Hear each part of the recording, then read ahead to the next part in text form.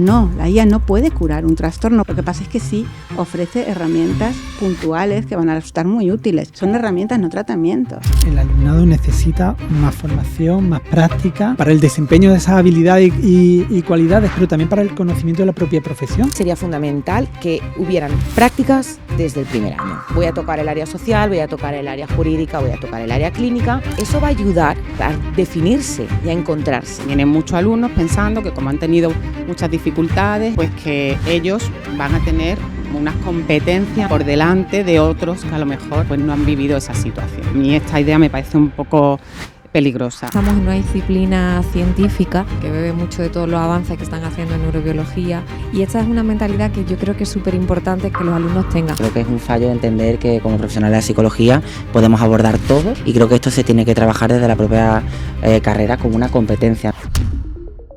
Buenos días. Gracias otra vez, me lo vais a oír, os he dado las gracias en cada correo, en cada conversación que hemos tenido, y hoy os voy a seguir dando las gracias todo el día, porque bueno, para nosotros y para mí es muy importante que estéis aquí. Como sabéis, iniciamos nuestra actividad del curso que viene, y uno de los grados que se ponen en marcha es el grado en psicología. Entonces, una de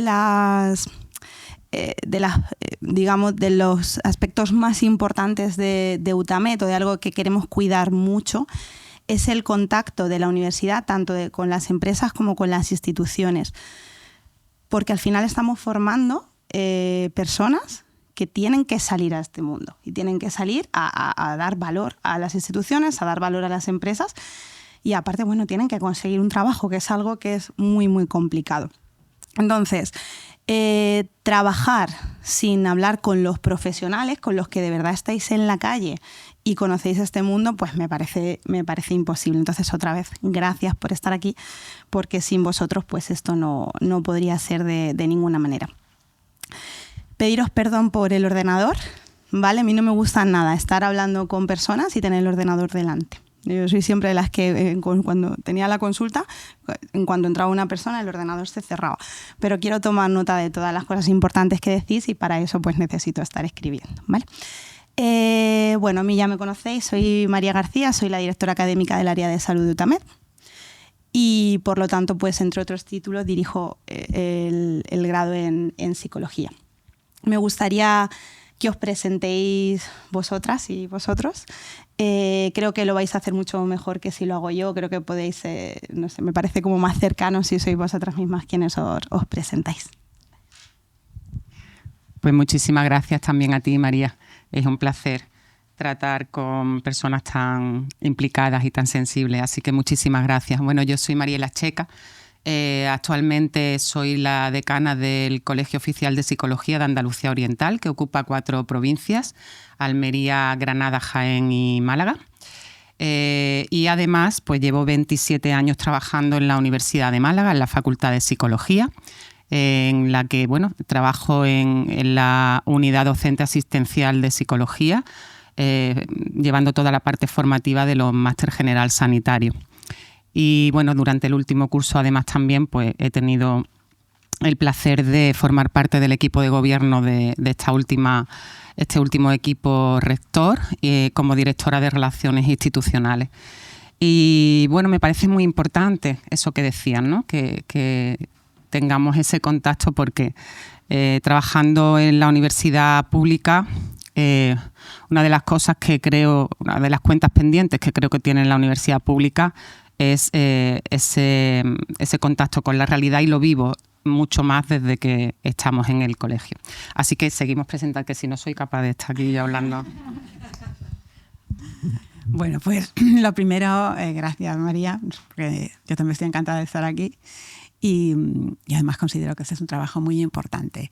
A ver, yo soy Marga Gascó, soy psicóloga general sanitaria, estoy especializada en trastornos alimentarios, y llevo trabajando en este ámbito pues ya más de 20 años.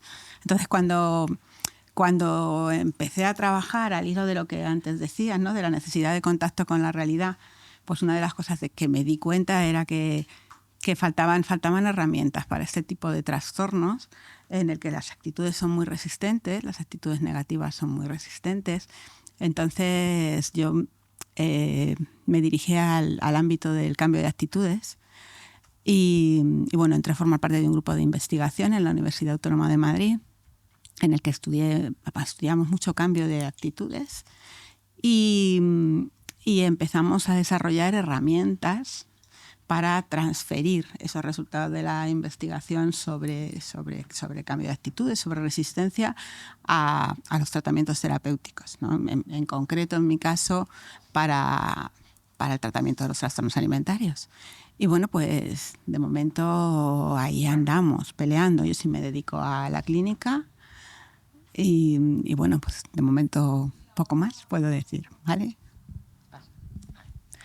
Buenos días, mi nombre es José y bueno, formo parte también del Colegio Oficial de Psicología llevando el área de igualdad y de violencia.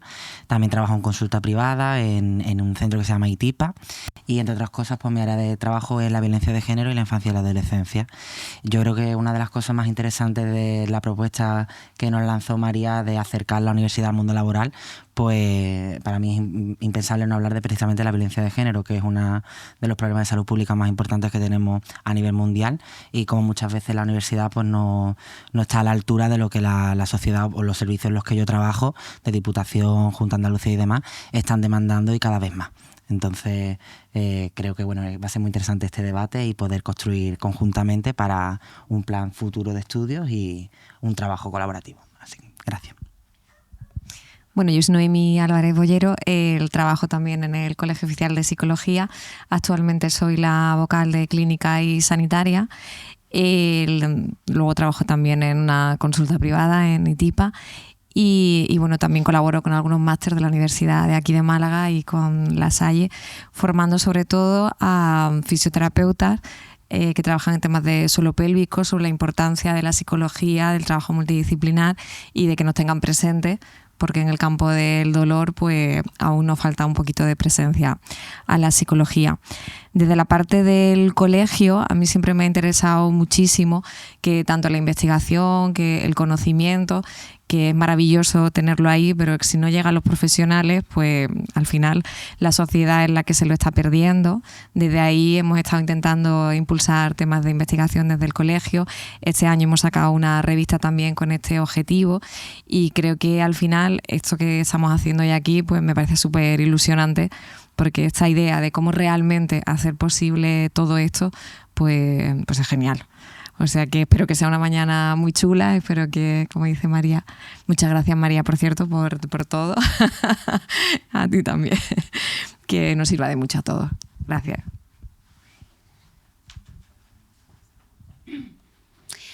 Bueno, gracias María, porque nos lo has puesto muy fácil. Yo que he venido así un poco de rebote, soy Macarena Escudero, vengo de Albacete. Siempre he trabajado en entidades sociales, siempre han sido ONGs. Mi especialidad es en sexología. He llevado proyectos de educación sexual con adolescentes y ahora estoy llevando un proyecto de educación sexual en tercero y cuarto de primaria en los colegios de Albacete, que es un proyectito pequeñito que acaba de empezar. Y aparte estoy en otro proyecto de Fundación Atenea que se llama Apoyarte, que trabajamos con familias monomarentales y monoparentales.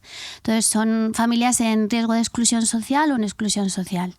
Y yo lo que hago principalmente es el apoyo emocional. Tengo otras dos compañeras que hacen la orientación laboral y la parte educativa, pero yo básicamente me centro en eso, en sesiones individuales para trabajar pues todo lo que tiene que ver con lo asociado al agobio, ¿no? que implica ser una mamá o un papá que está ocupándose de una familia ellos solos, con todos los condicionantes y la vulnerabilidad, ¿no? Y trabajo también con los menores.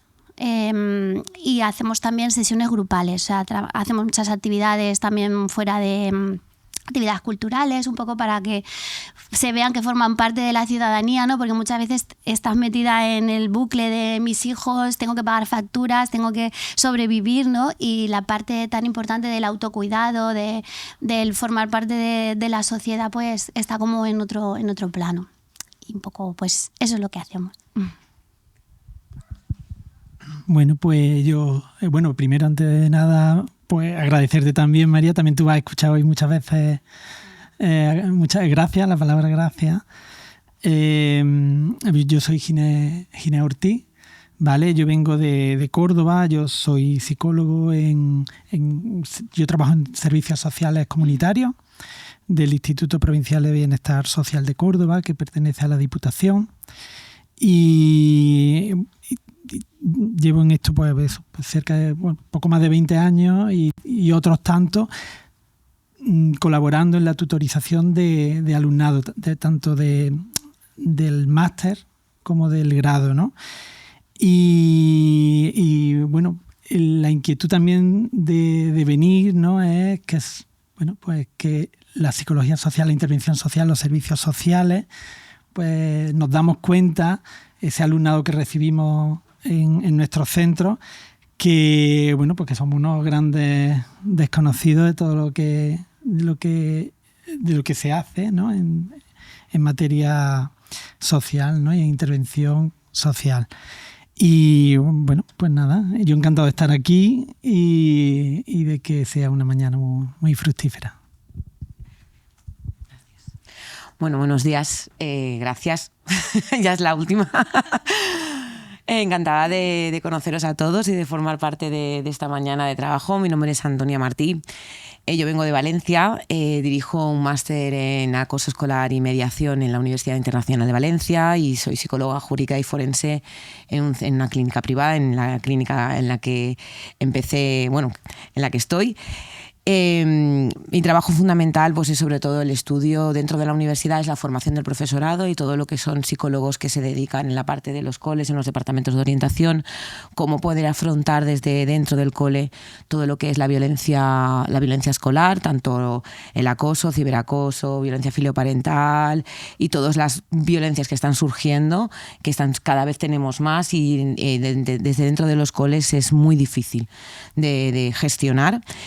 La formación a familias, la formación al profesorado, la formación a todo lo que es el contexto que engloba al menor en la etapa escolar. Y luego, pues en la parte jurídica y forense, formo parte de los psicólogos forenses de la Comunidad Valenciana y bueno, pues me dedico sobre todo a hacer periciales en procedimientos de familia, donde también existe muchísima violencia y existen muchísimos factores sociales y de vulnerabilidad, y en los que los jueces necesitan pues nuestro asesoramiento a nivel psicológico, porque no todo lo legal es lo correcto, y aquí creo que esa parte del psicólogo es la que nosotros podemos aportar para ayudar a estas familias. Así que nada, aquí estoy me parece una idea fantástica. Cuando trabajo con alumnos de psicología o ya psicólogos, les cuesta saber. O sea, una cosa es lo que estudiamos y otra cosa es donde luego aterrizamos. Así que este trabajo es fundamental. Así que enhorabuena. Muy bien. Pues ahora ya vamos a empezar a hablar un poquito más. Ahora ya me callo yo estaré más callada casi todo el tiempo. Yo simplemente os iré lanzando preguntas y respondéis en función de lo que os apetezca cuando queráis, ¿vale? No tenéis por qué responder a todos, quiero que se cree una conversación. Entonces, bueno, vamos a empezar hablando de las competencias para el mercado laboral. Entonces, ¿cuáles consideráis que son las competencias clave que los jóvenes profesionales necesitan para poder generar ese valor a las organizaciones, a las empresas? ¿Vale? Entiendo que cada uno pues, lo va a poder explicar desde su área o su experiencia profesional. ¿Vale? Muy bien. ¿Tenéis otro micro por ahí? Cuando queráis. A ver, yo antes de entrar concretamente en las competencias clave, creo que hay una cosa que, o por lo menos mi experiencia después de 27 años trabajando con alumnos, me he dado cuenta que hay que definir muy bien, porque muchos de nuestros alumnos tenemos un porcentaje amplio, quizás a lo mejor en el ámbito privado puede que baje ese porcentaje, pero en el público es muy común tener un tanto por ciento importante de alumnos que eligen nuestra profesión o eligen nuestra carrera de forma Exacto. Entonces, esto es importante tenerlo en cuenta por dos factores fundamentales. Las competencias, evidentemente, yo soy quizás un poco entre comillas, no sé si la palabra adecuada, esto queda grabado, ¿no? A lo mejor hay que buscar la palabra adecuada, ¿no? Yo no soy muy amiga, por decirlo mejor, no soy muy amiga de generalizar la idea de que para trabajar sobre un tema tienes que haberlo vivido, ¿no? A mí esta idea me parece un poco peligrosa, efectivamente. Entonces, pero vienen muchos alumnos con esta idea. Vienen muchos alumnos pensando que como han tenido muchas dificultades en un área, en un terreno y demás, pues que ellos van a tener unas competencias, ¿no? Hablábamos de esas competencias, unas competencias ya por delante de otros que a lo mejor pues no han vivido esa situación, ¿no? Entonces ahí yo creo que con el alumnado tenemos que tener cierto cuidado en ese sentido, ¿no? Y creo que hay competencias que cuando hablamos de competencias son entrenables, todas esas competencias son entrenables. Sí es verdad que yo siempre le transmito a mis alumnos que hay algunas competencias que tienen que venir ya, cuando llegan a la universidad, tienen que venir ya un poquito desarrolladas, ¿no? Y evidentemente cuando tú eliges una profesión como la psicología, que es una profesión de servicio, de ayuda, tú ya tienes que tener claro algunos aspectos, ¿no? Entonces a mí me parece que hay competencias muy generales, como puede ser pues que tengan una comunicación efectiva, que sean capaces de hacer un análisis, un diagnóstico, ¿no? Una evaluación, que sepan muy bien valorar el bienestar. Cuando hablamos ahora ya de salud mental ya no hablamos, ¿no? Hace ya un tiempo, pero esto todavía no ha calado bien en la sociedad. Hace ya un tiempo que no hablamos de ausencia de enfermedad, hablamos también de bienestar en general, bienestar emocional, psicológico, y esto es algo que todavía no ha calado. Todavía escuchamos a muchos incluso profesionales decir no te hace falta un psicólogo porque no tienes ningún trastorno, no tienes ningún problema. Bueno, yo creo que esto también hay que cambiar un poquito el discurso con los alumnos y cada vez más los sistemas, las instituciones, las organizaciones están humanizándose más, y para buscar esta humanización necesitamos tener ese concepto de bienestar, ¿vale? Más allá que de ausencia de enfermedad. Entonces, esos conocimientos que me parecen muy básicos, que son muy entrenables, pues son muy generales, pero creo que hay otras capacidades, otras competencias que sí ya tienen más que ver, son más individuales y que hay especialmente, y por eso empezaba un poco mi argumento así, y que hay que trabajarla especialmente en aquellos que vienen pensando que la psicología les va a sanar, ¿no? O van a encontrar pues una respuesta a todos sus problemas, ¿no? Sí, a ver, al hilo de lo que dices, yo creo que es muy importante lo que refería, eso que decíamos, las capacidades clásicas que siempre decían, ¿no? Desde las teorías esas de los factores comunes, de capacidades humanas, de empatía, capacidad de escucha, de transmitir esperanza. Yo creo que todo eso sí sigue en vigor, y eso a lo mejor es lo que tú te refieres cuando dices eso viene de serie. O sea, hay gente que tiene más esa capacidad de transmitir o de llegar al otro. Eso no sé hasta qué punto es entrenable, supongo que sí, pero hay gente que le sale fácil. Luego, sí está claro que los psicólogos necesitan conocer los trastornos, tienen que conocer lo que van a tratar, tienen que conocer a las personas, tienen que conocer cómo es una persona, cómo es cada persona, pues claro, tienen que conocer cómo funciona la mente y una persona, ¿no? Y también tienen que conocer las herramientas.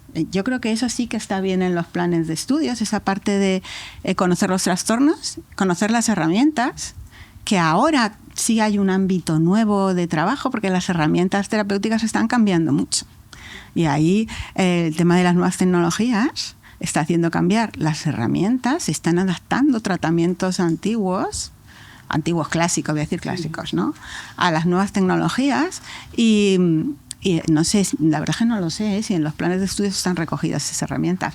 Pero este ámbito, que es lo que yo quería hacer más hincapié, de la persona, de conocer cómo es cada persona, qué tratamiento es el que va a funcionar mejor con qué persona, qué forma de implementación. A lo mejor el mismo tratamiento tú no lo vas a implementar igual con una persona de 20 años que una persona de 50.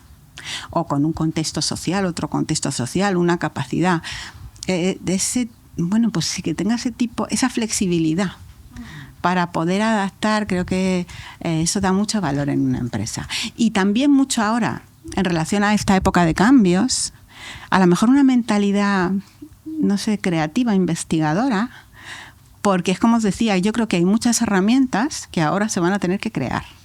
Nuevas herramientas adaptadas a los cambios que están generando en el procesamiento de la información, bueno, la información de las emociones, ¿no? Pues la incursión de las nuevas tecnologías. Bueno, yo comparto la parte de la comunicación porque creo que nuestra profesión es una profesión de la lengua. Llegamos a las personas principalmente y casi en todos los contextos, exceptuando lengua de signos, a través de las palabras, y a través de las palabras conectamos y persuadimos. Entonces creo que esa competencia incluso se podría desglosar en múltiples competencias porque son esenciales, nuestra principal herramienta de trabajo. Yo creo que al hilo de las competencias que podemos encontrar siguen faltando unas esenciales que sí que cuando entramos en el mundo laboral nos detectamos que faltan. Competencias relacionadas con los límites y la supervisión y la necesidad de entender que nuestro trabajo en ocasiones puede ser supervisado y que no llegamos a veces a todo, ¿vale? Creo que es un fallo entender que como profesionales de psicología podemos abordar todo, que todo entra, todas las poblaciones, y creo que esto se tiene que trabajar desde la propia carrera como una competencia, ¿no? Saber cuál es mi ámbito de especialización, hacia dónde me estoy dirigiendo, que sí y que no.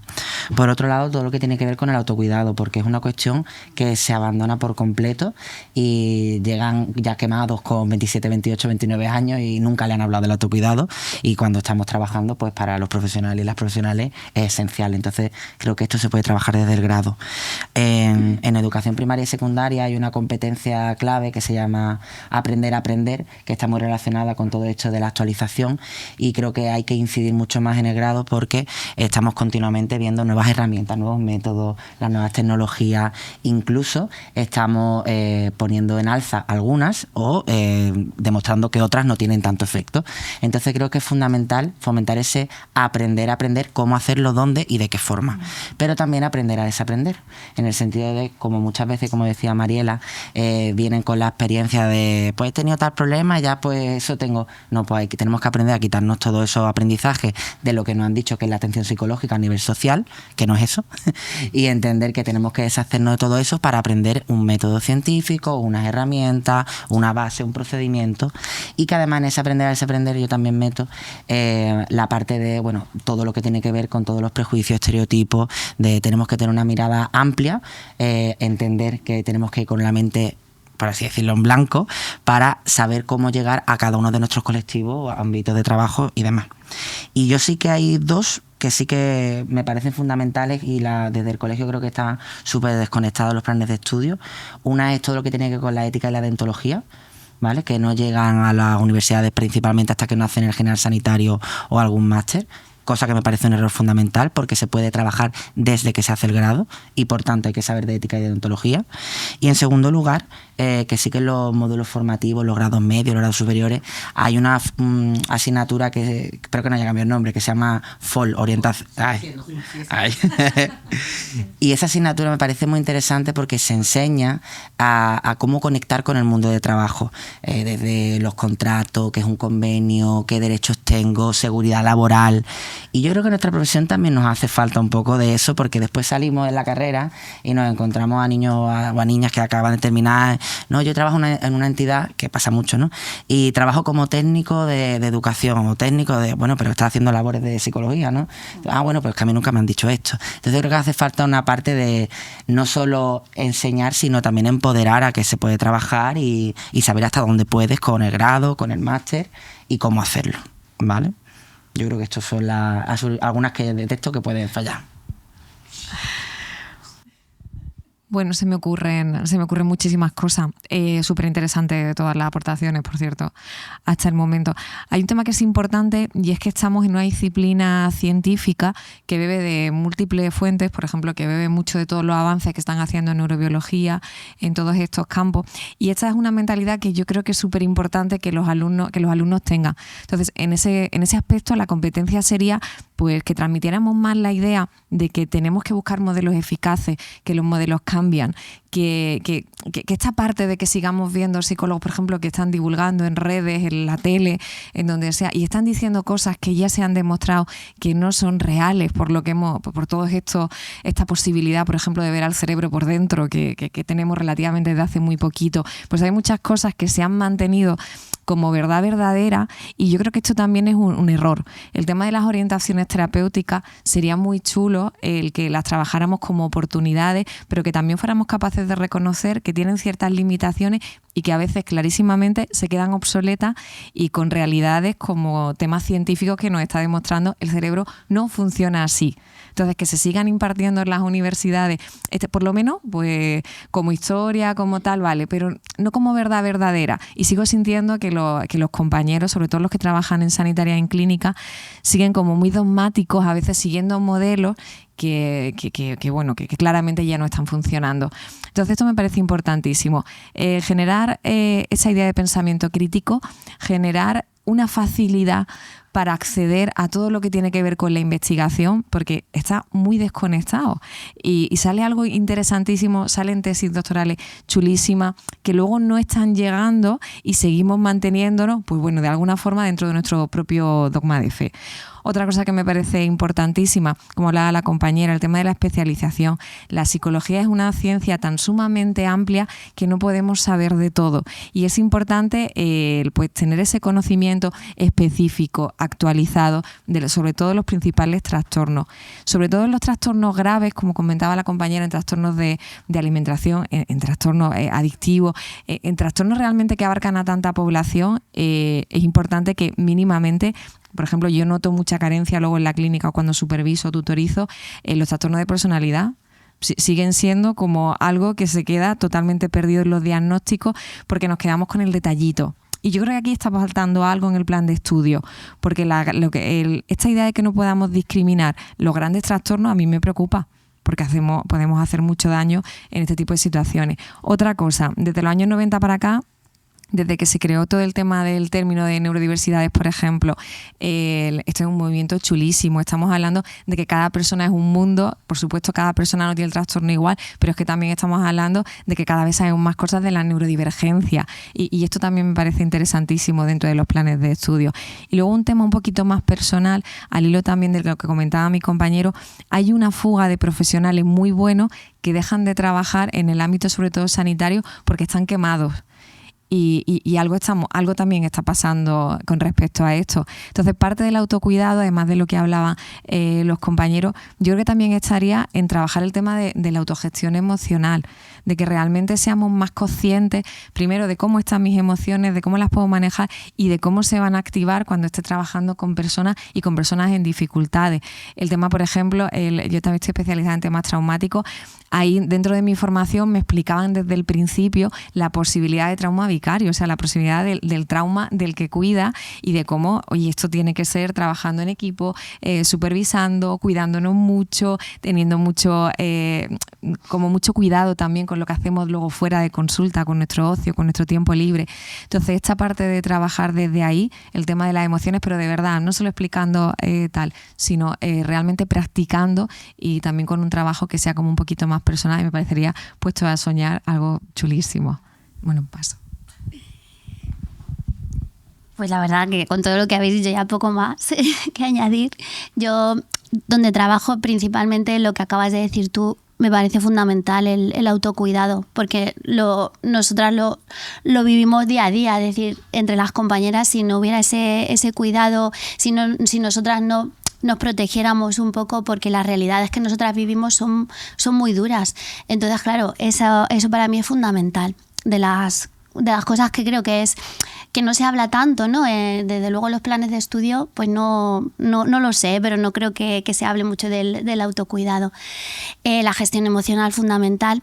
Y luego una cosa también que es la atención a la diversidad, es decir, a que la persona que te viene puede venir de cualquier contexto, de múltiples variables, ¿no?, que tiene a su alrededor, y que un poco tienes que abrir tu mente también para estar como entender, ¿no?, toda su complejidad, ¿no? Y creo que ahí también fallamos un poco, ¿no? Que damos por hecho cosas o muchas veces damos por sentado cosas que luego no son así.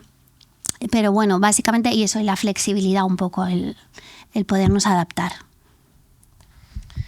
Pues yo tenía aquí tomando nota, ¿no?, de lo que las compañeras y compañeros habéis comentado.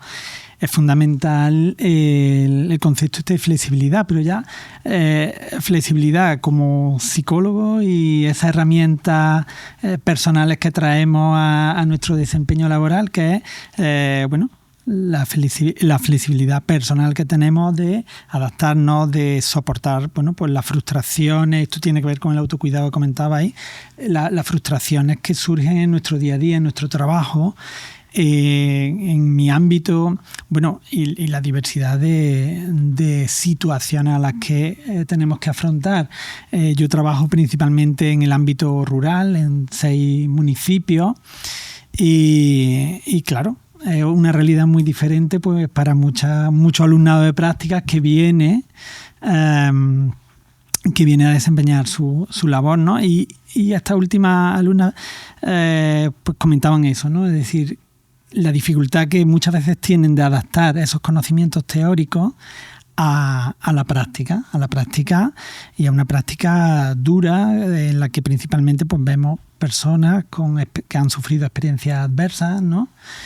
Y el posicionarnos pues como invitados a todo ese trauma o a todas esas experiencias que nos están contando. Ayuda, quizá, hay una frase que me gusta, ¿no?, de la teoría es la práctica escrita. Y esto supone mucha tranquilidad cuando empiezan las prácticas, cuando el alumnado empieza las prácticas, pues dice, es que los conocimientos teóricos los tengo, ahora vamos a buscar la manera de aplicarlos y poner en valor.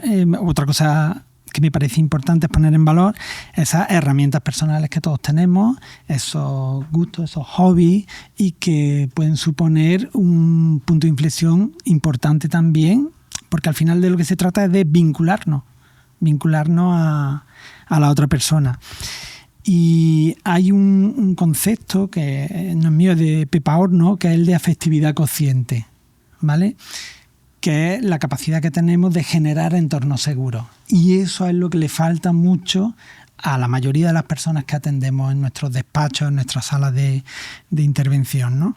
Y eso empieza desde... Y sería bueno puntualizarlo a nivel de currículum, ¿no?, a nivel que estén formados en todo eso, ¿no? Todo lo que tiene que ver con el ambiente, todo lo que tiene que ver con que la persona se sienta segura, dotar, saltándome, mi mente va por un lado y mi boca va por otro, pero una cosa con la que luego en la práctica diaria, el juego, introducir un aspecto lúdico en nuestras intervenciones, porque al final es eso, es una relación entre dos personas, y el juego, todo el abordar de manera, en momentos puntuales, lógicamente, de manera lúdica o de manera afectuosa, esa relación pues nos ayuda a vincularnos, nos ayuda a que la persona sea capaz de sostener esas emociones que son necesarias de sostener si queremos trabajar y que la intervención esté orientada a una meta, ¿no? Entonces, son como muchas cosillas. Gracias. Bueno, pues como competencias que creo que los planes de estudio deberían de enfocar mucho en los alumnos, por lo menos en los que yo trabajo, está el tema de la multidisciplinaridad, o sea, que estén preparados, aparte de estas competencias blandas clave, escucha, empatía, flexibilidad, tal, hay 2 factores que creo que son muy importantes. Estoy muy de acuerdo contigo con el de que muchos vienen con el que, ¿cómo me ha pasado esto? Y eso es un peligro. Es un peligro porque hacemos una proyección, hacemos una transferencia y al final podemos hacer mucho daño. El que tengan el concepto de que no somos dioses. No ten dioses. La responsabilidad de salvar no es tuya. Tú no vas a salvar a nadie. Tienes que tener la capacidad de transmitir que el trabajo lo tienes tú y que yo te voy a acompañar y que necesito y muchas veces voy a necesitar y va a ser bueno el trabajar con muchos compañeros, otros compañeros, el tener equipos multidisciplinares. Lo hablaba antes con ella en el desayuno. Yo no trabajo trastornos de la conducta alimentaria, no tengo capacidad para trabajar y adoptar todas las herramientas y perfectamente derivo o en adicciones a centros, compañeros, donde sé que el paciente va a tener esa atención multidisciplinar que es necesaria en muchísimos casos. Cuando trabajamos en violencia, muchas veces es súper importante trabajar, incluso o terapia de pareja, necesitamos 2 terapeutas. Esto en la carrera muchas veces, hasta que no aterrizan en la realidad, no lo ven y creen que muchas veces es el trabajo de película, ¿no? De escena de película donde hay un sillón, un despacho maravilloso, una mesa y un diván y tal, y luego dices, y entran en realidad y dices, no, perdona, no, es que esto no es así, es un trabajo duro donde el autocuidado es fundamental, donde te puedes quemar muy fácilmente y esa competencia de no endiosar, no ser capaz de que tú eres el que está detrás, el que está delante es la persona. Son competencias que deberían de estar desde el momento cero, porque si no vas a ser capaz de hacer eso, déjalo, chico. No entres más en la no pierdas tiempo y pásate a otro grado, a otra carrera. No sé, a lo mejor no he sido políticamente correcta en esta. El hecho de vernos como invitados a... O yo... Perdón. ¿Tenéis otro micro? Estando de acuerdo contigo, yo matizaría, no tenéis que ser todos sanitarios o clínicos. Vale. Esta es otra de las dificultades que nos encontramos, porque se fomenta mucho que todos lleguen, bueno, esto ya tenemos ahí un cuello de botella con el tema de lo general sanitario importante, porque todos los grados creen que necesitan el general sanitario para todas las cosas y esto es incierto. Entonces yo creo que es muy importante también empoderarlos y que se definan. Cuando hablaba José de la especialización, yo creo que es muy importante que dentro del grado, y esto no ocurre actualmente, o no ocurre por lo menos en la universidad pública, no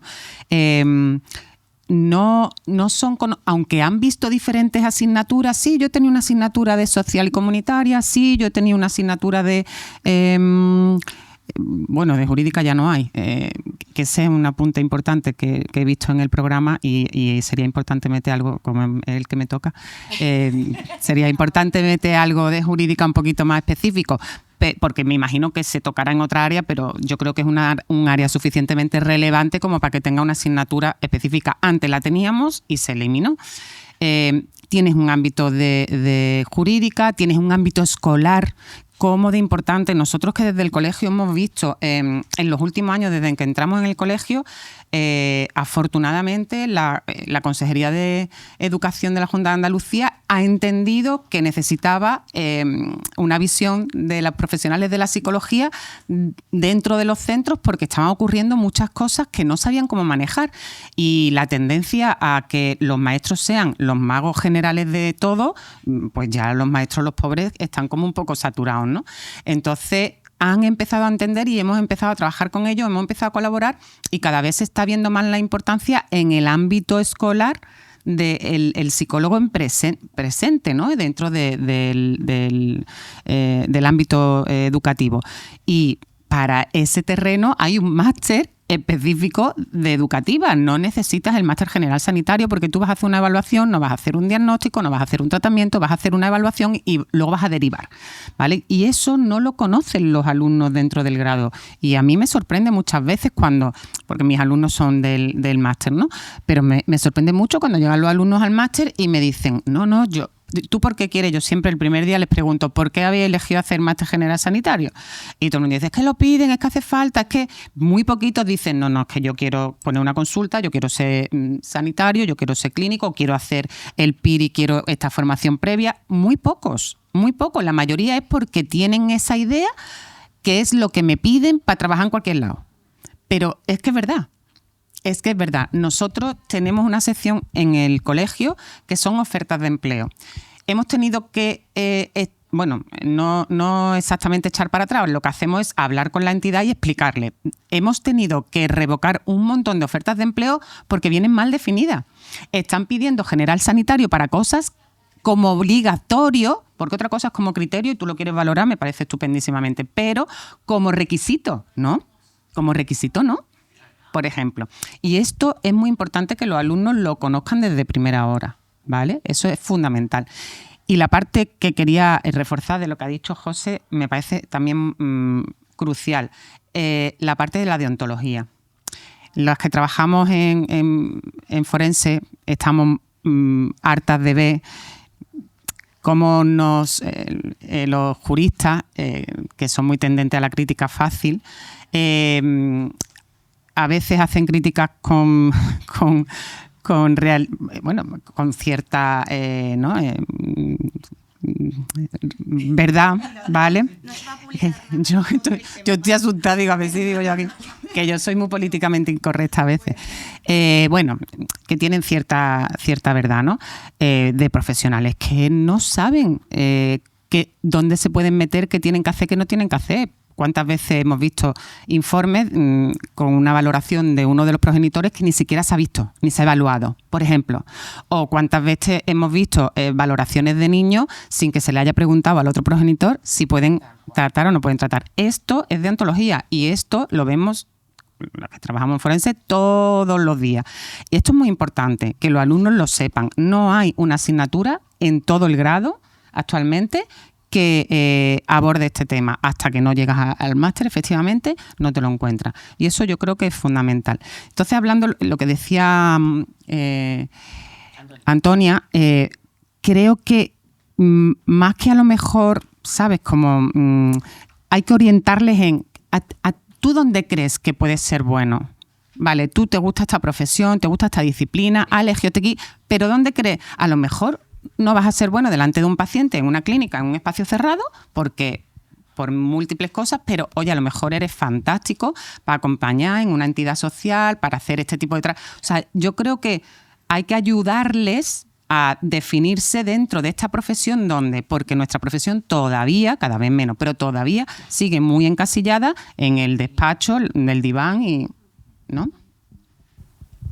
Ahora ya, en base a lo que habéis dicho, os pregunto, ahora esto cómo lo aterrizamos.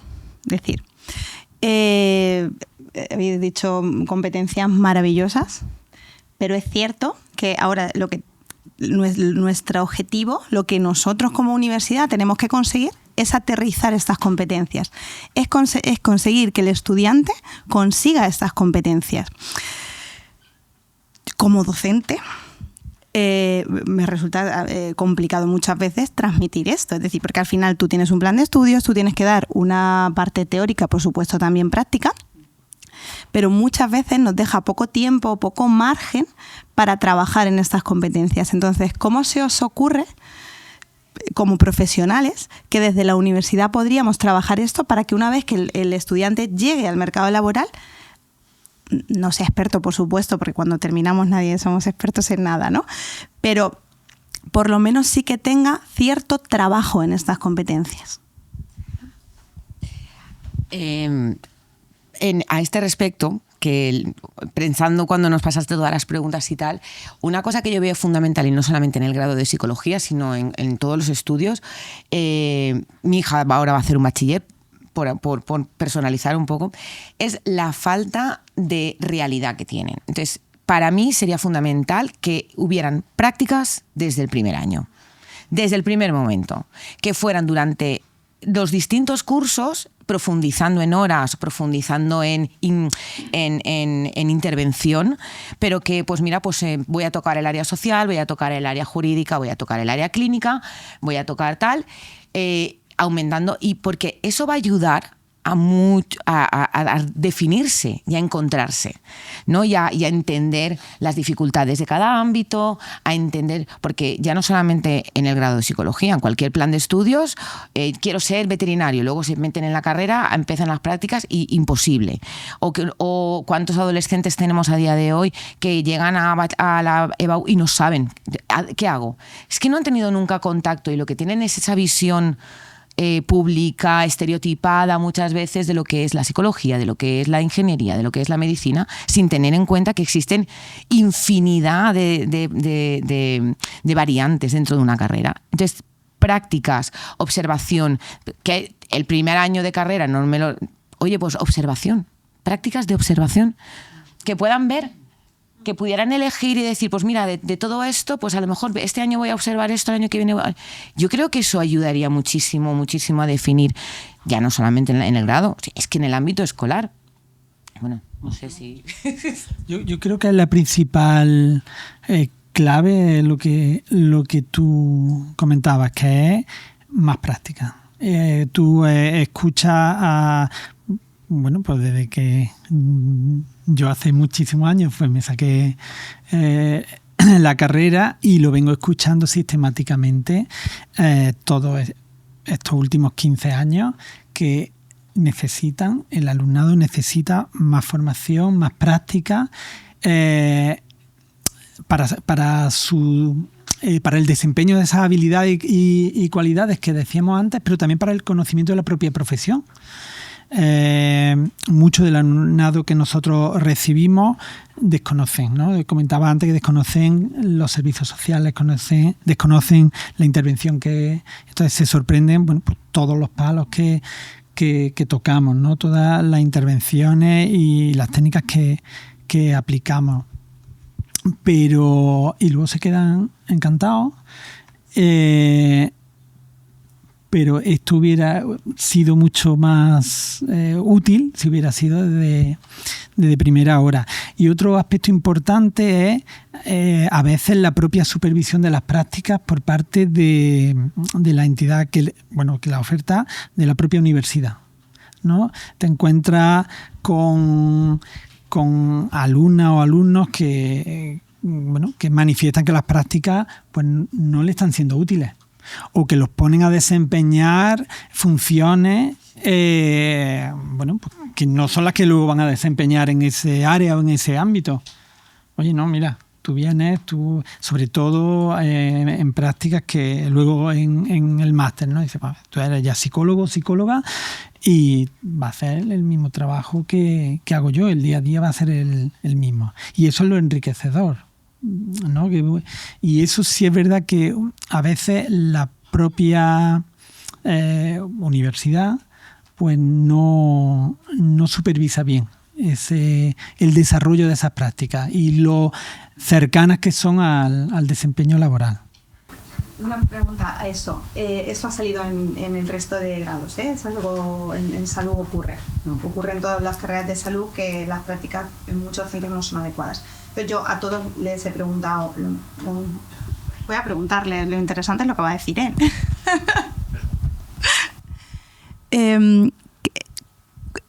Yo ya tengo más o menos el protocolo pensado y cómo lo quiero que se desarrolle, ¿no?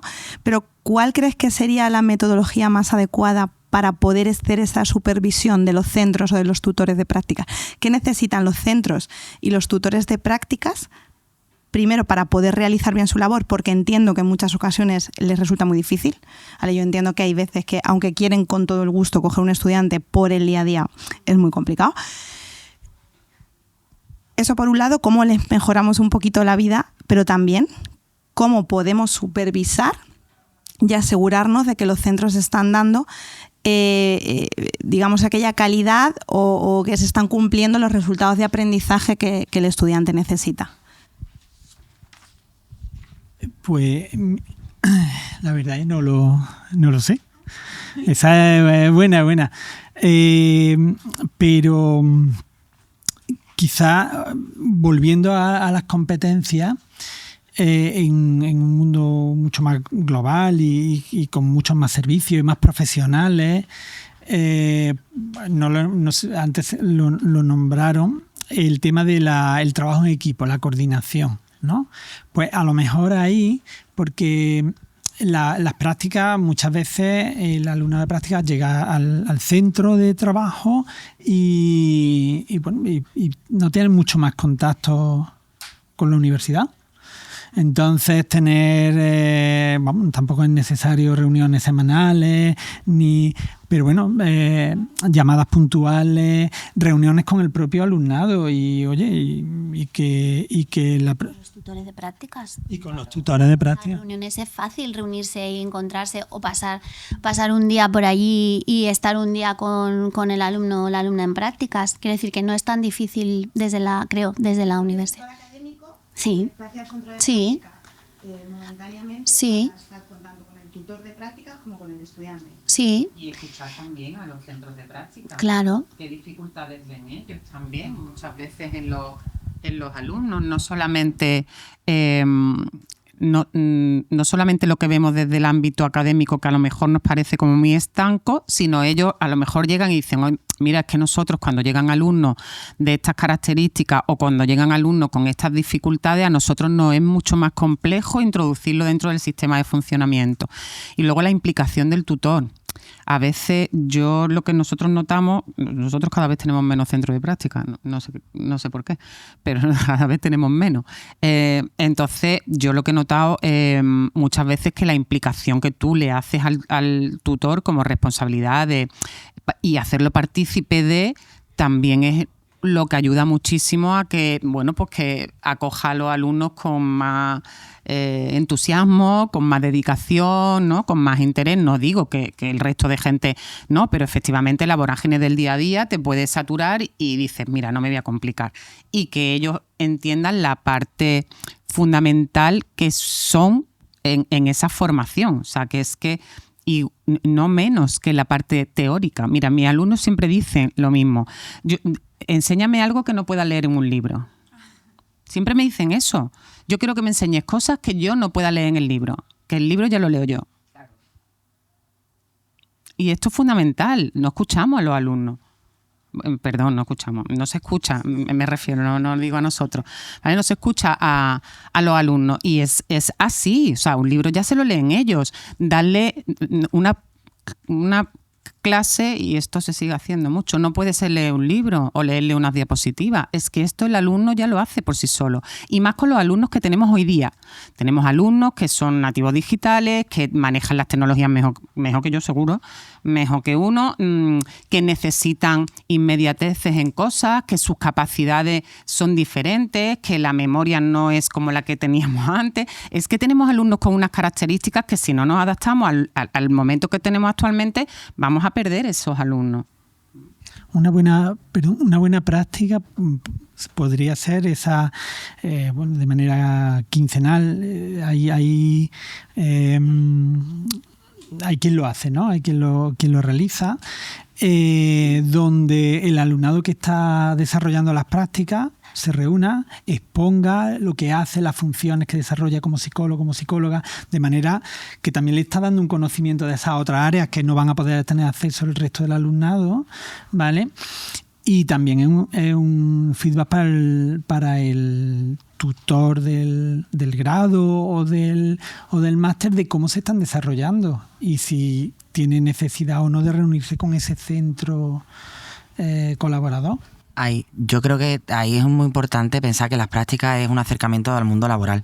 Entonces, cuando tú vas a entrar al mundo laboral o una empresa necesita a alguien para hacer X funciones o necesita a alguien para hacer X trabajo. Y yo creo que lo que está pasando ahora en las prácticas es que muchas empresas o muchas instituciones, como no, que venga alguien de práctica y ya veremos qué hace. Y creo que este es un gran fallo. Entonces, cuando se van a hacer las prácticas, yo creo que una buena forma es delimitar muy bien qué se va a hacer.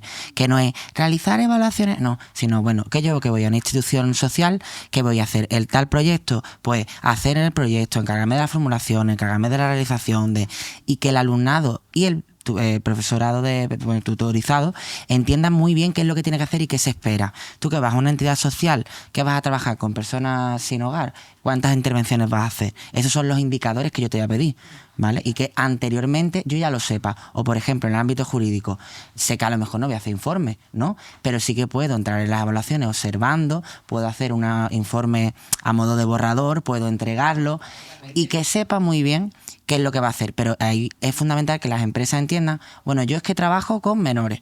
Yo sé que no va a realizar intervenciones porque la población es muy delicada, pero creo que podemos hacer unos talleres preventivos con la familia muy chulos.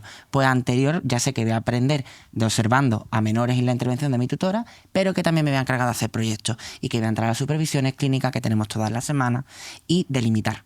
Yo creo que esa sería una gran forma de que el alumnado sepa lo que va a hacer y que los profesores de práctica sepan lo que se espera de ellos. ¿Veis posible entonces, que esto ya se me está ocurriendo, ya veremos a ver lo que los docentes luego me dicen a mí? ¿Veis posible que las empresas se reúnan antes del comienzo de las prácticas con viene un coordinador de prácticas, un director de prácticas o el tutor de prácticas para definir las prácticas como una actividad? Es decir, igual que diseñamos las actividades de las asignaturas antes del inicio de las mismas, ¿no? Y tenemos un diseño de la actividad y una rúbrica evaluativa. ¿Veis posible que esto se pudiera diseñar con la empresa? Es decir, diseñamos una actividad y esto es lo que me pide, lo que el estudiante tiene que hacer, y por tanto esto es su memoria de prácticas, el resolver esto. Claro que sí.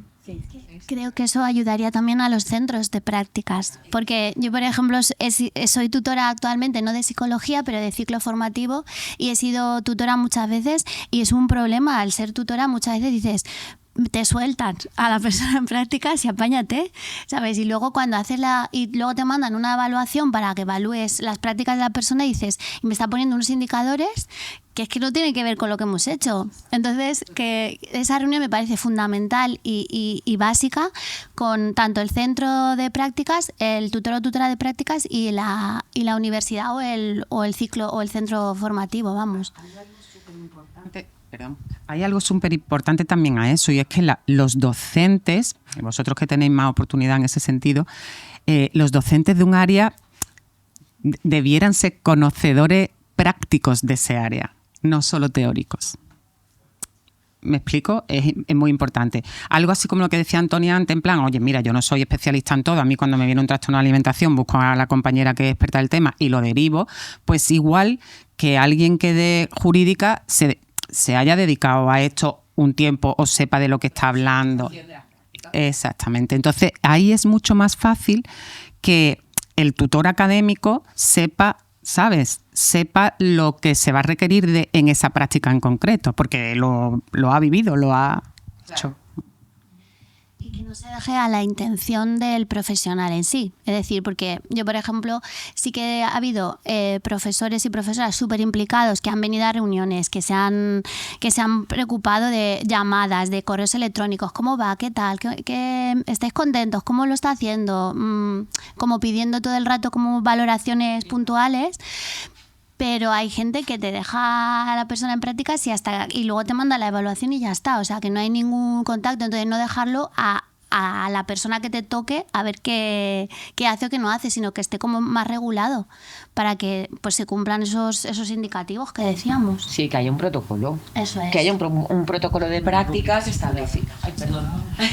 Que haya un protocolo de prácticas establecido. Es decir, antes de empezar las prácticas, que haya unos indicadores mínimos ya no indicadores, una rúbrica, o sea, una rúbrica de la actividad que se puede realizar y que se tiene que realizar, que haya un protocolo al respecto de antes de empezar las prácticas voy a hacer esto, durante la realización de las prácticas voy a tener esta reunión con los centros o con los alumnos para que me den feedback y yo pueda detectar, oye, pues mira, sí, por ejemplo, yo soy tutora de prácticas con mis alumnos del máster de acoso escolar y yo muchas veces les digo, a ver, no podéis hacer trabajo de refuerzo escolar, porque estáis ahí para realizar un protocolo contra el acoso escolar o para, si no haces intervención, que me ha parecido fantástico, trabajas con los padres y vas a hacer un taller para padres.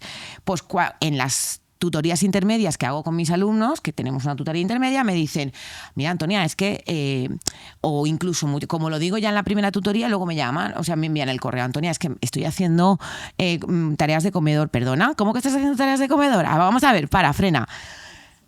Claro, y cuando son instituciones, porque cuando son coles a lo mejor ocurre menos, pero cuando son, por ejemplo, academias o centros de psicología pequeñitos, donde van a trabajar o deben de trabajar aspectos de acoso escolar o violencia infanto-juvenil, en cualquier aspecto, pues están haciendo de ludoteca.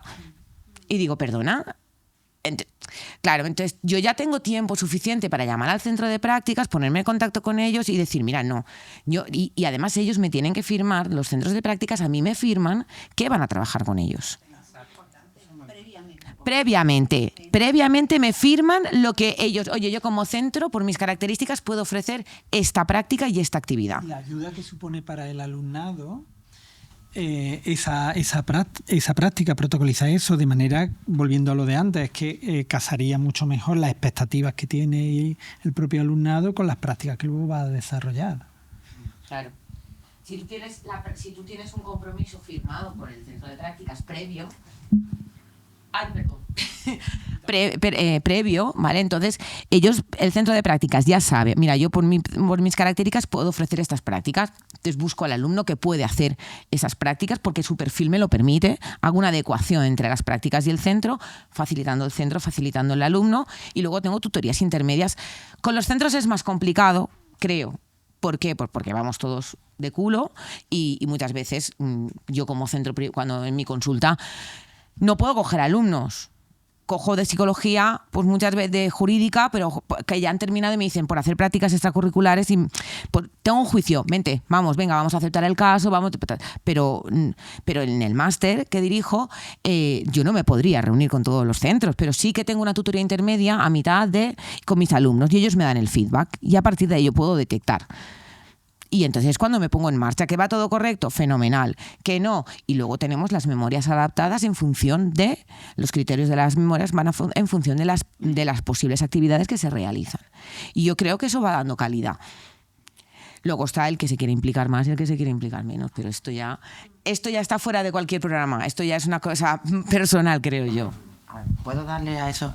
Pero yo creo que, por ejemplo, ahí es muy importante para las empresas y las entidades darle a entender que tener un alumno o alumna de práctica también aporta valor en el sentido de tu entidad tiene X proyectos, ¿no? Poder contar con 1 o 2 alumnos o alumnas de práctica implica a lo mejor tener un programa gratuito para las familias con las que trabajas, ¿no? Entonces, tú estás ganando algo y el alumno y la alumna se está llevando un aprendizaje. Y yo creo que hay que también darle esa cambio, que no es yo te mando a alguien y ya vemos qué hacemos, sino tú puedes tener una necesidad y yo te la puedo solventar supervisándome a este chico o a esta chica, ¿no? Y en esa va esa comunicación. ¿En qué te voy a ayudar? Yo creo que el tema de los proyectos es algo muy claro, ¿no? El tema de los proyectos, el tema de acciones concretas. No vas a realizar intervenciones, pero sí que vas a hacer los informes, ¿vale? Y te voy a enseñar, te voy a ayudar, vas a venir conmigo, ¿no? Y a lo mejor le interesa o a lo mejor no, pero que lo sepa para poder decidir. ¿Querías tú? Sí, lo que pasa es que, claro, en el ámbito visto desde el punto de vista de la empresa que recibe un alumno de prácticas, claro, puede ser una ayuda, también es un trabajo. Entonces hay que tener, porque claro, te puede salir bien o te puede salir mal.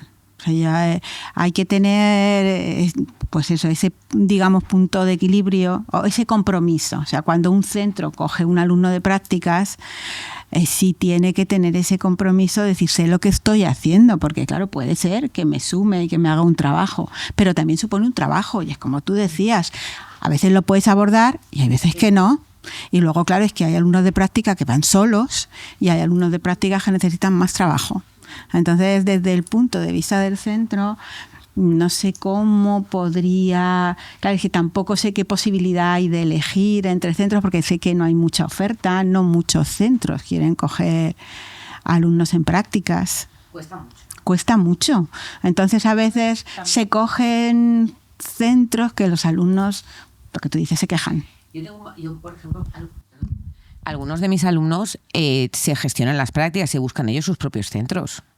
Y esto también muchas veces es un valor añadido. Lo que pasa que es un arma de doble... A ver, ahí está la picaresca, pero luego hay una supervisión por parte de la universidad para determinar si esto es así. Porque, por ejemplo, según por normativa, en los coles no todas las comunidades permiten hacer prácticas en los propios centros de trabajo. Hay comunidades que sí, hay comunidades que no. Hay comunidades que solo se puede hacer prácticas en coles privados, otros en públicos, otros concertados. Depende de la legislación. Pero la opción de la autopráctica muchas veces permite al alumno, por comodidad, por cercanía, Lo que pasa que ahí tienes que tener una supervisión como mucho más estrecha para que no te la cuelen, porque luego, claro... Es asegurarnos de que el centro cumple con los criterios. Sí, Entonces, porque cuando los centros los elegimos desde la universidad, hay un equipo de prácticas que está eligiendo centros y los centros se eligen en base a unos criterios de calidad. Entonces, ¿qué pasa? A ver, al final no queda otra, y más cuando una universidad como la nuestra que es online y hay que dar flexibilidad, pero tenemos que asegurarnos que el centro que el alumno quiere cumple esos criterios de calidad. Entonces, yo creo que mientras eso se haga muy bien, pero si no... Me pongo un poco en el lado de los alumnos, que los escucho. Nos llegan muchísimos a los centros privados, al colegio, alumnos desesperados buscando un centro de práctica porque de lo que sea, porque se lo tienen que autogestionar y ellos no saben o no están aquí o viven en un pueblo y no saben cómo va tal, o allí no conocen a nadie, o me han dicho que en este sitio que cogen a todo el mundo. Esto es como el carnet de Cuenca, ¿verdad? Que es que, claro, hombre, que no puede ser. Entonces, yo estoy de acuerdo que hay que cumplir unos criterios y que eso tiene que tener una supervisión, y hay que mirar también por el alumno, porque hay alumnos que a lo mejor lo tienen súper fácil porque tienen un centro muy cercano, y alumnos que se hacen de verdad un itinerario para los pobres encontrar algún sitio para hacer algo. Claro, pero yo es que creo que hay que mirar un poquito también por la empresa, porque cuando no estamos hablando de centros públicos o de centros más amplios, cuando intentamos tener empresas privadas que hagan este trabajo, primero, esta parte de te va a solucionar trabajo, no, un alumno que va solo es un alumno que aunque vaya solo hay que supervisar, porque si no, no sería un alumno. Entonces, en el mejor de los casos, eso te está sumando una carga de trabajo al centro importante. En el peor de los casos, pues los que hemos sido tutores lo hemos vivido, cualquier cosa puede pasar. Porque cada alumno, ya estamos hablando de un tema muy personal. Entonces, yo creo que aquí el gran problema es cómo incentivamos a las empresas para que, porque al final lo que le estamos diciendo es, oiga, coja una carga de trabajo importante, genere una responsabilidad, y luego como empresa a veces la sensación que hemos tenido es que el apoyo que se recibe de la universidad son más quejas, el plazo tiene que ser no sé cuánto, no sé qué tal y cual, pero no hay realmente una ayuda como tutor, entendiendo esta parte casi de que te están haciendo un favor a ti mandándote alumno. Claro, este proyecto está llamado a extinguirse. O sea, las empresas, al principio hay gente que se ilusiona en coger un alumno cuando vive la realidad, que es una carga de trabajo importante, y esta sensación, pues bueno, pues tampoco de estar reconocido, reforzado, ni agradecido casi en la mayoría de los casos, pues para una empresa privada es complicado. Pero aunque remuneremos, como tú dices, María, claro, al final la remuneración sigue siendo la que es, y hablo de lo mismo. El trabajo que supone, o sea, la contrapartida económica para el trabajo que es, no sé cómo exactamente la vuestra, pero es complicado. Y luego la otra parte, la parte de cuando coges a un alumno en práctica, pues muchos de estos alumnos, como hablábamos al principio, traen su propia historia, su propia movida, y se convierte muchas veces en temas complicados el llevar a los alumnos. Hay que contar con centros que estén un poquito especializados. Este modelo, por ejemplo, que está haciendo la Universidad de Málaga de tener una UDA, o yo creo que a largo plazo es la manera, porque deberíamos de contar realmente con personas especializadas para tutorizar. Que una retación pequeñita, porque bueno, estaba escuchando a Antonia cuando decía que los alumnos hagan solo eso. Claro, pero si alguien te llama, por favor, este alumno, cógelo en el centro porque no tiene nada, y te planta 500 horas sobre un papel en una consulta privada, ¿qué hace un alumno 500 horas? Por más que tenga una mañana de tutorización, por más que le estés poniendo caso, papel y lápiz, ¿cuántas horas sería? Por más que tenga luego su trabajo en casa, pero es que esto al final no. Y yo creo que muchas veces las empresas que decimos, no, mira, lo hacen porque están utilizando al alumno para otras cosas. Pues yo creo que a veces, francamente, las empresas rellenan horarios de alumnos. Porque dicen, ¿qué hago con 500 horas con esta criatura aquí? Pues mira, ponte a observar en la ludoteca. Pero que yo creo que esa cosa de, no sé, ¿no? Como que la empresa privada mala maligna que coge al alumno para aprovecharse un tanto de... Pues cuidado, que habrá de todo, pero que en muchos casos yo creo que los pobres rellenan horas como pueden.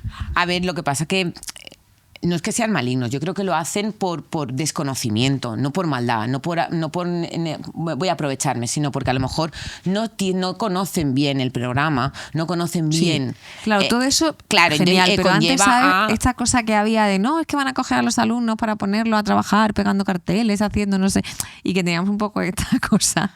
Y yo creo que también hay que, como decía Mariela, hay que estar un poquito en los dos lados, y sobre todo es que yo creo que hay un problema real, o sea, las empresas no quieren coger alumnos en práctica, y eso lo vemos en absolutamente todos los másteres, y a nosotros en el centro, por ejemplo, donde trabajamos, nos llevan todas las semanas ofertas de... Y algunas me dan hasta un poco de risa, ¿no? Porque me dice, ha sido seleccionado y va a tener el placer. Digo, pero ¿qué me está contando? Ha sido seleccionado para llevar una carga de trabajo. Es complicado. Este modelo, bueno, ya no aquí en la universidad en concreto, en general el modelo de práctica, yo creo que es un modelo muy complicado. Luego hay veces que también resulta complicado porque dice, ya no solo 500 horas, es que en la práctica privada a veces algunos pacientes no quieren tener un alumno de prácticas. Entonces, claro, tú ahí no puedes discutir. Te dicen que no. Claro que yo a veces hemos trabajado grabando la sesión con el paciente de espaldas. O sea, se graba, a ti no te ven, pero claro, hay gente que quiere y bueno, incluso tienes que decir, te quito 10 euros. O sea, que es una manera de incentivar y te voy a poner un estudiante en prácticas, en algunos casos cuando has estado ahí muy implicado, pero hay gente que no quiere. Entonces tú dices, bueno, pues entre los que quieren, a lo mejor no puedes sumar esa serie de horas. Pero es que para la empresa es complicado tener un alumno en prácticas. A veces es muy costoso. Yo he coordinado prácticas muchos años, y es súper complicado, y he tenido estudiantes de prácticas en consulta otro montón de años, o sea que sé lo difícil que es y conseguir esa calidad en las prácticas. Es verdad que estamos trabajando mucho por conseguirlo, ¿eh? Ahora ya, nos queda poquito tiempo. Habéis ido respondiendo en verdad a todo lo que tenía, o sea, qué maravilloso, veníais con el trabajo hecho. Sí que me gustaría que nos centráramos un poco en la parte más innovadora, ¿no? En cuanto a herramientas, en cuanto a herramientas tecnológicas, en cuanto a aplicaciones, en cuanto a software, en cuanto a herramientas incluso pues como las que vosotros desarrolláis, ¿no? ¿Con qué herramientas o qué conocimientos tecnológicos, qué debe conocer el estudiante en psicología? Porque además, como decía Mariela, los estudiantes que llegan ahora son nativos digitales, saben más que nosotros, seguro, y tienen que llegar, y no solamente es que tengan que llegar conociendo estas herramientas, sino que nos las van a demandar. A ver, yo en cuanto a nuevas herramientas creo que, y lo decía antes, ¿no? Creo que lo fundamental es que las nuevas generaciones salgan con esa idea de que el trabajo del cambio de las herramientas clásicas a las nuevas herramientas lo van a tener que hacer ellos. Porque es cierto que ya hay herramientas basadas en las nuevas tecnologías y ahí hay. O sea, hay muchas, las primeras que hicieron, fíjate, de realidad virtual, se hizo de las primeras que se hicieron. Claro que eran para fobias, que era exposición, era una exposición controlada y funcionaba bien como exposición controlada. Para imagen corporal se hizo también. Lo que pasa es que, fíjate, para imagen corporal abordaba un aspecto muy pequeño de lo que es un tratamiento, de lo que es una intervención sobre un trastorno alimentario. Entonces, esta gente que sale ahora, yo creo que lo que tiene que hacer es crear cosas nuevas. Estamos en el principio del todo. Y la funcionalidad de las nuevas herramientas que están siendo eficaces, y hay prueba de eficacia ya en un montón de... Fíjate, en bienestar, por ejemplo. En bienestar hay herramientas con eficacia probada. Están funcionando en un montón de aspectos. Bueno, pues la telepsicología, la realidad aumentada. Están funcionando, pero a nivel muy parcial. Yo creo que queda... lo que necesitan es, lo que antes os decía, esa creatividad o mentalidad investigadora en el sentido de creadora. Yo decía, nosotros estamos creando herramientas, es adaptar lo que hay. Por ejemplo, antes nosotros explicábamos lo de la terapia racional emotiva, ¿no? Cuando tú dices a un paciente, decíamos cuando ya acabé la carrera, ahora con algunos pacientes haces, vamos a clasificar tus pensamientos en pensamientos racionales o irracionales, ¿no? Que es lo que decimos metacognición. Vas a pensar sobre tus pensamientos y vas a pensar cuál es racional y cuál es irracional. A nosotros nos resulta bien ese tipo de pensamiento así abstracto, te diría. Los críos de ahora, tú les pones una aplicación, sale un avatar, le pones un bocadillo y le pones el pensamiento aquí. Y entonces con el pensamiento hacen así y te quitan el pensamiento. Y eso, claro, en las nuevas generaciones, para ellos están acostumbrados a un procesamiento más visual, decías, ¿no? Al hipertexto, multimodal, más basado en emociones, en imágenes, y eso les resulta mucho más sencillo y es más efectivo. O sea, que es más efectivo en la investigación que sí hemos hecho nosotros sobre cambio de actitudes, si hemos medido la efectividad de determinados cambios de actitudes, y con las nuevas generaciones en lo que está implicado el movimiento y la imagen es más efectivo ya que lo verbal. Pero todavía no existen esas herramientas. O sea, esto que yo os estoy contando es todo experimental, está dentro del laboratorio, no ha salido.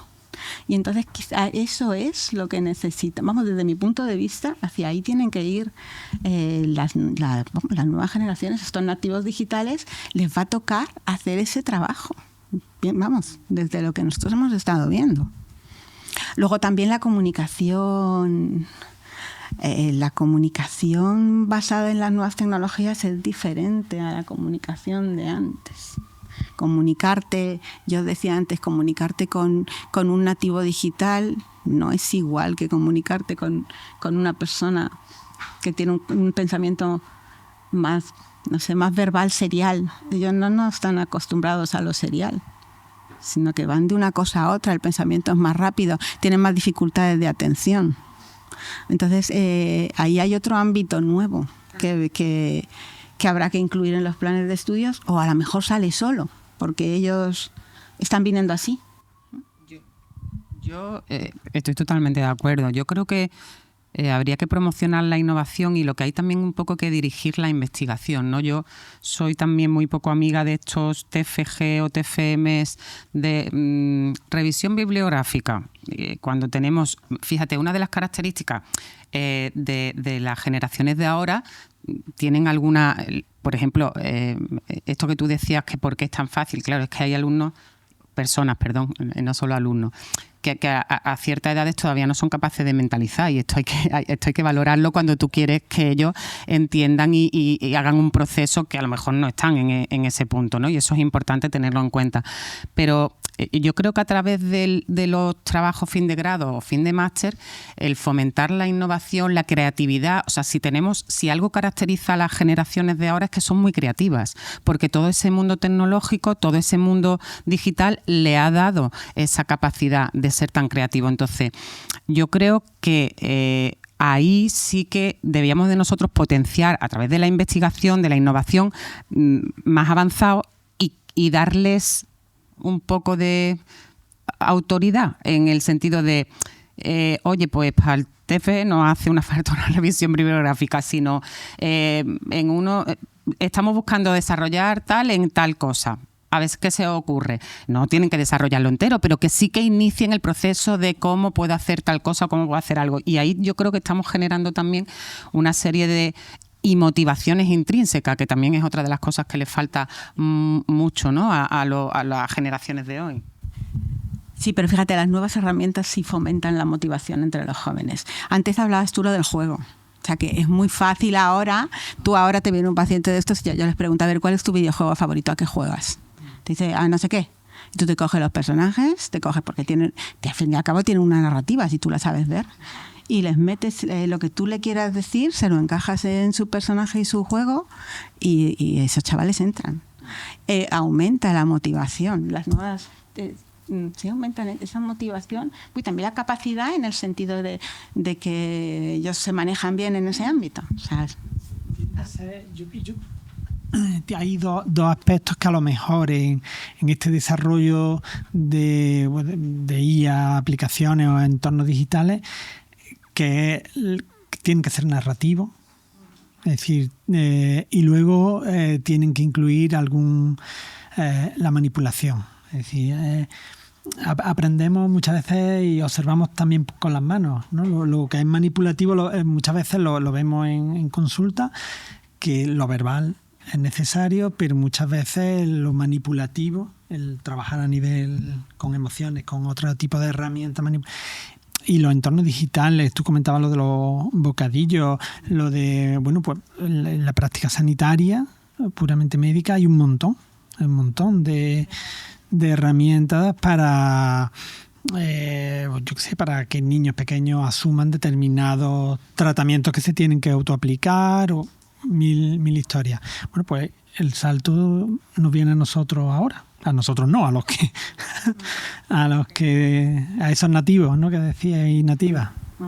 Claro, pero nos toca a lo mejor instituciones como los colegios hacer formación interna a los profesionales sobre esas novedades, por ejemplo.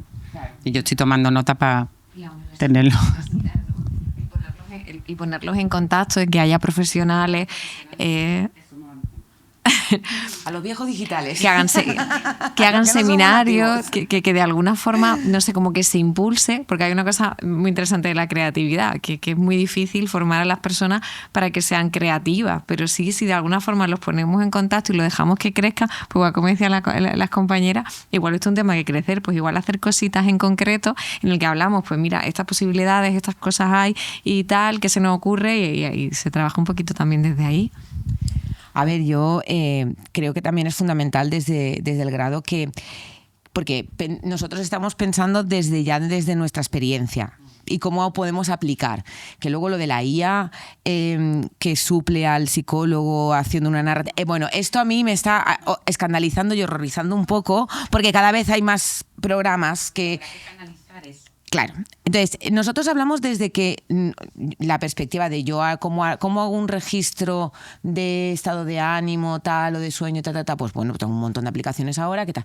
Pero desde el grado, ellos no tienen esta formación. Entonces, que conozcan programas, para mí fundamental, que conozcan programas, que conozcan que existen estos programas, que conozcan la base clásica, la base avanzada, tecnológica, y luego que conozcan, porque para mí hay TFGs, TFMs, análisis de datos. Por favor, el SPSS, el R, el Atlas, es decir, el Excel avanzado. Estas herramientas es fundamental que estén. Las plataformas de evaluación, de autoevaluación. Es importante que estos programas, y esto sí que, claro, nosotros ya venimos con el pensamiento de yo me hago mi evaluación, el TA Ediciones, el TA, el no sé cuál, el Pearson y tal, pero ellos están todavía en pañales, y que conozcan todo esto y que luego conozcan y sepan que tienen y que pueden y deben crear es la segunda parte, pero que los conozcan, y sobre lo de análisis de datos es fundamental. Yo creo que ahí, por ejemplo, hay una cosa muy importante, y es que a lo mejor estamos haciendo el plan de estudio, como tú decías, sin pensar en su forma de procesar la información. Yo, por ejemplo, ahora hablan mucho de inteligencia artificial, entonces, si sabemos que van a utilizar mucho la inteligencia artificial, creo que en el plan de estudio las tareas o los trabajos que se manden tienen que, de alguna manera, evitar esto, en el sentido de, ¿para qué vamos a mandar un trabajo escrito o a la realización de un caso cuando sabemos que fácilmente se va a hacer por IA? Entonces, a lo mejor hay que diseñar esas actividades, esas tareas, para, de alguna manera, como yo decía antes, que se graben hablando, que hagan un roleplay, darle un caso y que se graben explicándome tal. Como tú decías, manipulación o hacer. En vez de que el comando mandarle a la IA lo que tiene que hacer, bueno, sino que haya un trabajo y una experiencia de aprendizaje.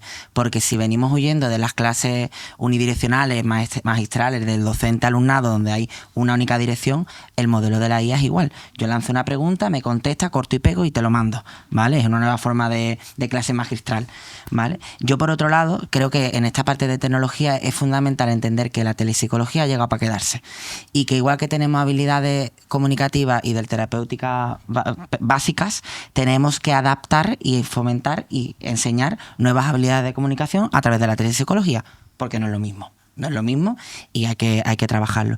Y por otro lado, y en base a la ética, a la deontología, saber qué hacer y qué no hacer, porque creo que ese procesamiento del conocimiento, tengo que hacer una sesión, pues voy a utilizar Google Meet. No se puede, porque no guarda la privacidad. Voy a utilizar los expedientes Google Drive. No se puede, porque entonces creo que esa parte de, cuando hablamos de prácticas, sino de casos reales, ¿no? Y vamos a hablar de telepsicología, qué se puede hacer y qué no. Y fijaros, errores comunes, no podéis hacer esto, existen estas plataformas. Y yo creo que en el existen estas plataformas es una buena forma de que abrir la ventana de la creatividad de, pues mira, se está haciendo el autorregistro. Y esas nuevas formas de herramientas y demás vendrán. Pero claro, tenemos que verlas. Sí que le podemos dar ideas. Yo, por ejemplo, se me ocurre, a mí toda la parte de pasar pruebas, de diagnósticos y demás, ojalá esté todo digitalizado y sea tan fácil como... Pero eso tendrán que ser ellos quienes garanticen que las condiciones son óptimas, que el entorno en el que se realiza, las instrucciones, pero sí que creo que hay que darle esa hacia dónde podemos ir y que ya... Y yo no me meto, que sean ellos que lo hagan. Por cerrar un poco, hay dos puntos muy importantes que no sé, quiero recalcar, a lo mejor ha salido ya. Uno de ellos es que este tipo de herramientas no son tratamientos, son herramientas. Claro, es lo que os decía antes con la aplicación que hizo Cristina Botella sobre la imagen corporal. Bueno, ha demostrado efectividad en el tratamiento de la imagen corporal, pero obviamente no cura un trastorno alimentario. De ninguna manera, es una herramienta. Claro, y los pacientes, y atención, los alumnos. Porque claro, estos alumnos te salen ahora emocionados con lo de la IA y es que se piensan que con esto van a curar. Y es lo que tú decías, no, la IA no puede curar un trastorno, porque hemos dicho que lo de la psicología y los tratamientos va de la persona que tienes enfrente fundamentalmente, porque tú obviamente tienes que tener los conocimientos, pero va de la persona y va de personas. La IA no puede curar. Lo que pasa es que sí ofrece herramientas puntuales que van a resultar muy útiles. Entonces, eso tienen que saberlo ellos, nosotros tenemos que conseguir transmitírselo. Son herramientas, no tratamientos. Y luego lo otro es que estamos en una época de transición, porque estamos hablando, sí, las nuevas generaciones, nativos digitales, van a venir, la inteligencia artificial, pero todavía estos chavales que salen ahora van a curar gente que no se relaciona con la IA ni quiere que le pases un test. Y hay gente que le gusta el pensamiento serial, el procesamiento de la información de otra manera. Ellos conviven con las dos poblaciones y ahí nos faltan unos años hasta que todo sea lo que viene. Entonces tenemos una época de transición y ahí está lo de adaptabilidad que decíamos al principio, adaptar a este paciente en concreto qué tratamiento le va bien y implementado de qué manera, porque a uno lo implementarás con técnicas, con nuevas tecnologías y a otro a lo mejor te conviene no hacerlo y eso lo tienen que saber. Bueno, pues creo que he registrado todo. De todas formas, me despido, cierro esta parte de esta sesión del día de hoy, que es este debate que creo que ha sido muy agradable. Yo he aprendido un montón. Tengo aquí muchas cosas que luego mañana o el lunes veréis que, o martes, recibiréis un correo mío, ¿vale? Con todas estas cosas, pues preguntándonos algunas aclaraciones de cosas que a lo mejor no me han quedado muy claras y pidiendo otra vez vuestra colaboración, ¿no? Entonces, nada, muchísimas gracias de nuevo. Yo estoy encantada de que hayáis estado aquí, que sigáis hoy aquí conmigo y vamos a tomar un cafetito aquí afuera. Y después en la mesa de trabajo lo que vamos a hacer, eso lo tenemos que hacer abajo. Yo creo que lo mejor es que nos bajemos todos juntos y que estemos todos juntos y podamos seguir hablando ya, sí, sin cámaras, ya tranquilamente, pues sí, del plan de estudios, ver posibles propuestas, colaboraciones incluso que se nos puedan ocurrir. Eso si queréis luego lo hablamos ya más en privado, pero sí que me deis vuestra opinión, ¿vale? sobre el plan de estudios. De nuevo, muchas gracias.